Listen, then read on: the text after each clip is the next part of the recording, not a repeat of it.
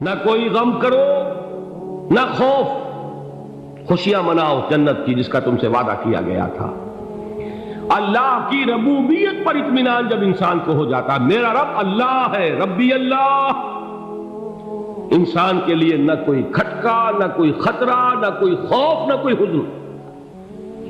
جو کچھ ہو رہا ہے کس کے اذن سے ہو رہا ہے؟ اللہ کے اذن سے۔ اللہ کے اذن کے بغیر پتہ تک نہیں ہلتا۔ یہ کوئی اندھا بہرا مادہ نہیں ہے جس سے مجھے کوئی خوف ہو۔ اندھا بھینسا چلا رہا ہو اس سے تو ڈرنے کا ہر انسان کو ڈرنا چاہیے، نہ معلوم کس کو ٹکر مار دے۔ لیکن نہیں، اس کائنات کو چلانے والا ایک سمیع و بصیر خدا ہے، وہ جو میرا دوست ہے، میرا ولی ہے۔ اللہ ولی الذین آمنوا یخرجہم من الظلمات الی النور۔ اللہ اہل ایمان کا ولی ہے، ساتھی ہے، پشت پناہ ہے، مددگار ہے، حمایتی ہے۔ بتائیے جسے یقین ہو جائے کہ اللہ میرا مددگار، اللہ میرا محافظ، اللہ میرا پشت پناہ، اللہ میرا حمایتی، اس کے لیے کوئی خوف ہوگا؟ اس سے کوئی ڈر ہوگا؟ میں مثال دیا کرتا ہوں ایک بہت سادہ، پنجاب کے دیہات کی۔ تو بڑا چودھری ہے اور کوئی غریب کسان ہے۔ اس غریب کسان کے جانوروں کو ہر وقت اندیشہ ہوگا چوری کا، کوئی میری بھینس کھول کر نہ لے جائے، کوئی میرا بیل کھول کر نہ لے جائے۔ لیکن جس کے بارے میں یہ سب کو معلوم ہو کہ وہ جو بڑا چودھری ہے وہ اس کا دوست ہے، اس کی بچیا کو کوئی خوف ہوگا؟ اس کی بھینس پر کوئی ہاتھ ڈالے گا؟ اسے کوئی اندیشہ ہوگا؟ نہیں۔ کیوں؟ کہ وہ بڑا چودھری، بڑا اس کا یہاں کا سردار، جاگیردار، سب کو معلوم ہے وہ میرا دوست ہے، کوئی میرے خلاف اقدام نہیں کر سکتا۔ اس دنیا میں یہ چھوٹی سی بات اگر آپ کے دلی اطمینان اور سکون کا باعث بن سکتی ہے تو ذرا تصور کیجئے۔ میں لفظ تصور استعمال کروں گا صرف اس لیے کہ اس کا ہم جس کو کہتے ہیں ادراک اور شعور کر نہیں سکتے، اگر کے ساتھ کر سکتے۔ اگر یقین ہو کہ اللہ میرا مددگار اور یقین ہو کہ اللہ ہر آن میرے ساتھ ہے، پھر کوئی خوف؟ کس کا خوف؟ کوئی شے اللہ سے بالا تر ہے؟ کوئی قوت اس سے زیادہ طاقتور ہے؟ کوئی اس کے ارادے کو بدلنے والا ہے؟ کوئی اس کی مشیت کے آڑے آنے والا ہے؟ یہی بات ہے جو حضور نے فرمائی، یہ ایمان کا حاصل ہے لب لباب،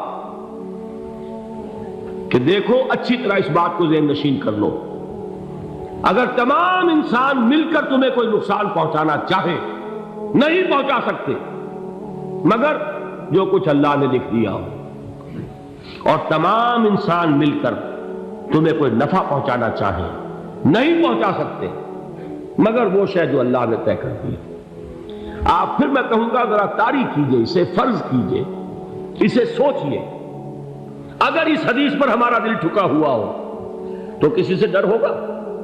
یہ مجھے نقصان نہ پہنچا دے، یہ میری رپورٹ خراب نہ کر دے، یہ میری انکریمنٹ نہ رکوا دے، یہ میرا یہ نہ بگاڑ دے، یہ میرے یہ نقصان نہ پہنچا دے۔ اس کا ڈر، اس کا ڈر، اس کا خوف، اس کی خوشامد، اس کے لیے جا کر طرح طرح سے اپنی عزت نفس کو ذلیل کروانا اس کے سامنے، یہ سب کچھ کیوں کرتا ہے انسان؟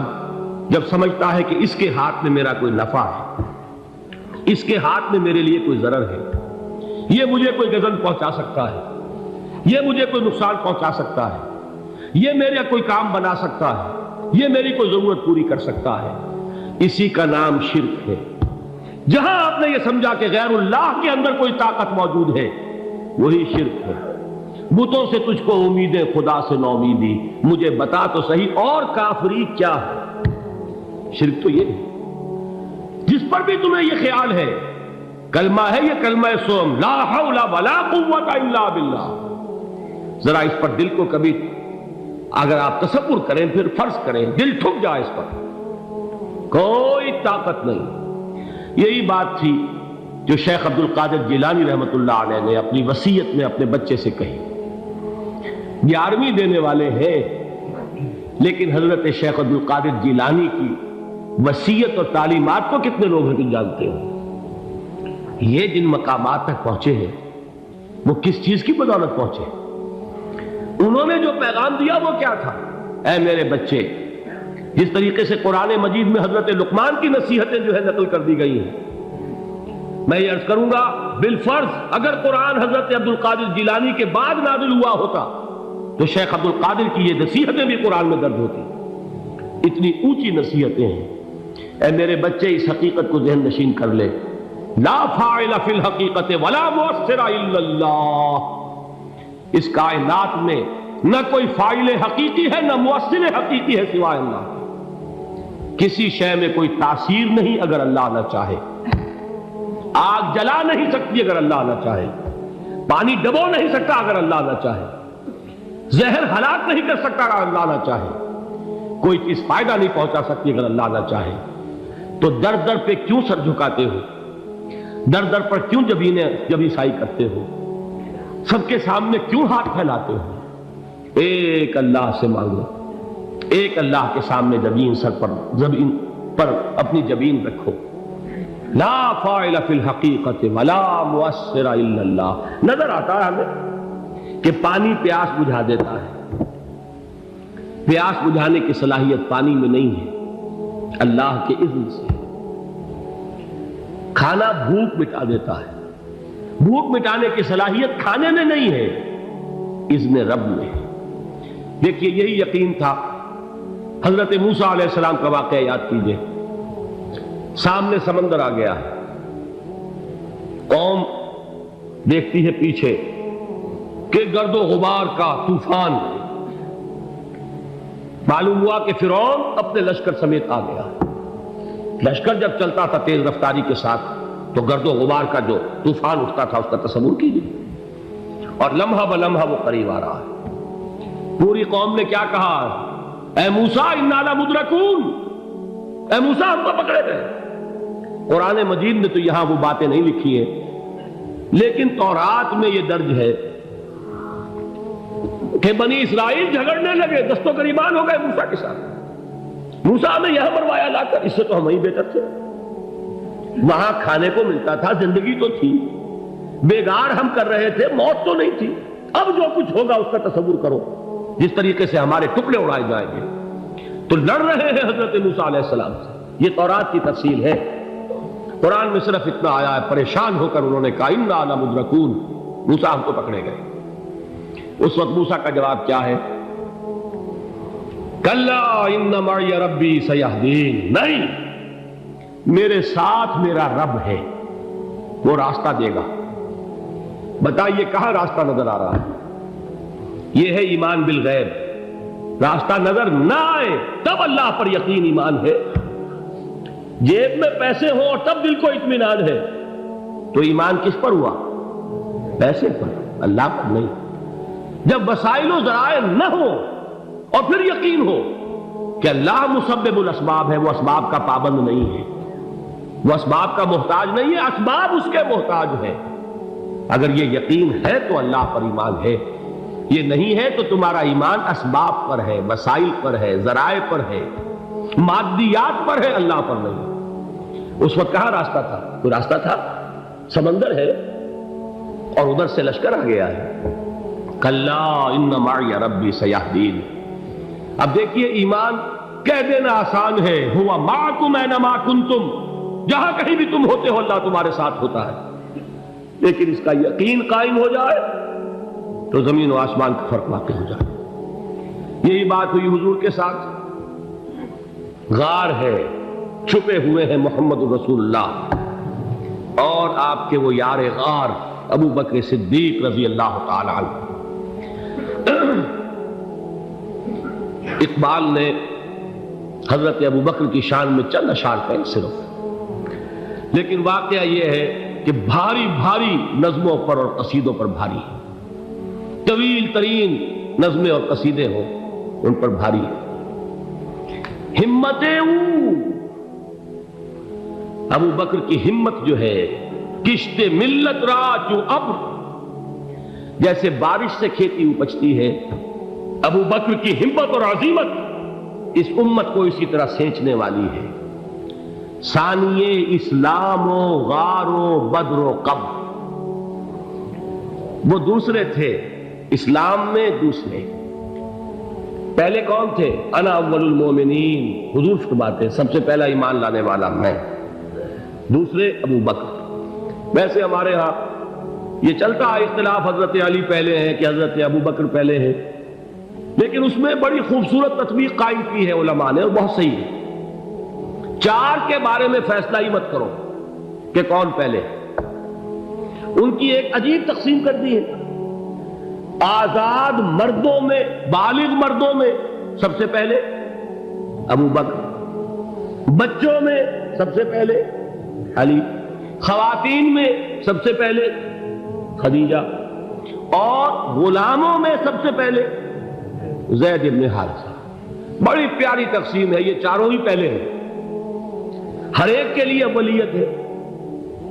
اور واقعہ یہ ہے کہ اگر زمانی اعتبار سے تعین ہوگا تو پہلے خدیجۃ الکبریٰ آئیں گی رضی اللہ تعالی عنہ، کسی اور سے بات کرنے کی نوبت بعد میں آ سکتی ہے، پہلے تو اہلیہ محترمہ سے بات ہوئی، آتے ہی پہلی وحی ہوئی ہے، ابھی تبلیغ کا حکم نہیں تھا۔ کس کو بتایا واقعہ؟ ابھی اپنی نبوت کی تبلیغ کا تو حکم ہی نہیں آیا، واقعہ کس کا ہے؟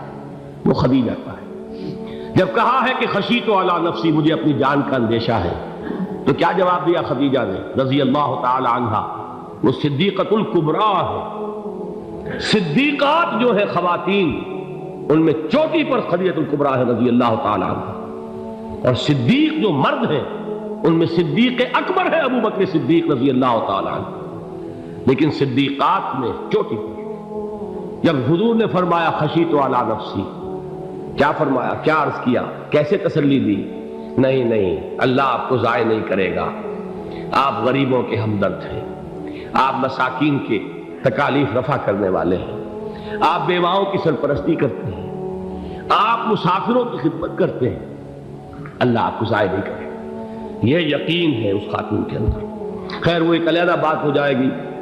میرے دل پر حضرت خدیجہ رضی اللہ تعالیٰ عنہ کی شخصیت کا بڑا گہرا نقش ہے، جو وہ کوئی اور ہی وقت اور موقع ہوا تو بیان ہوگا۔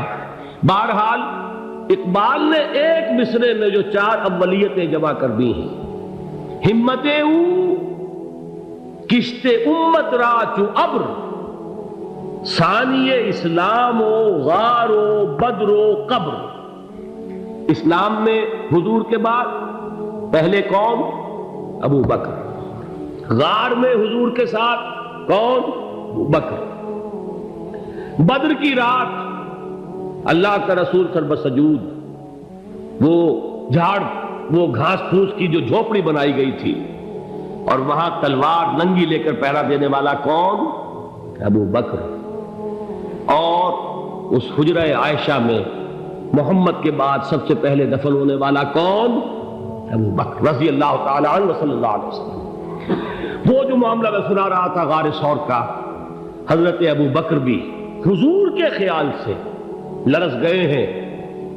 آپ کو یاد ہوگا کہ جا کر پہلے تمام جتنے سوراخ تھے انہیں بند کیا ہے، ایک سوراخ رہ گیا تھا جس کو بند کرنے کے لیے کوئی کپڑا نہیں تھا، وہاں اپنی ایڑی رکھی ہے، تب کہا ہے حضور سے تشریف لائیے، اور اپنے زانو پر حضور کو لٹایا ہے، اور وہاں کسی موذی جانور نے کاٹا ہے، حضور کی آنکھ لگ گئی تھی، اس وقت اس بل کے اندر جو بھی بچھو ہے کیا ہے واللہ عالم، اس نے کاٹا ہے، اس کی تکلیف کی وجہ سے ابو بکر کی آنکھوں سے آنسو ٹپک گئے، حضور کے چہرے مبارک پر پڑے ہیں، تو حضور جاگے ہیں، معاملہ کیا ہے؟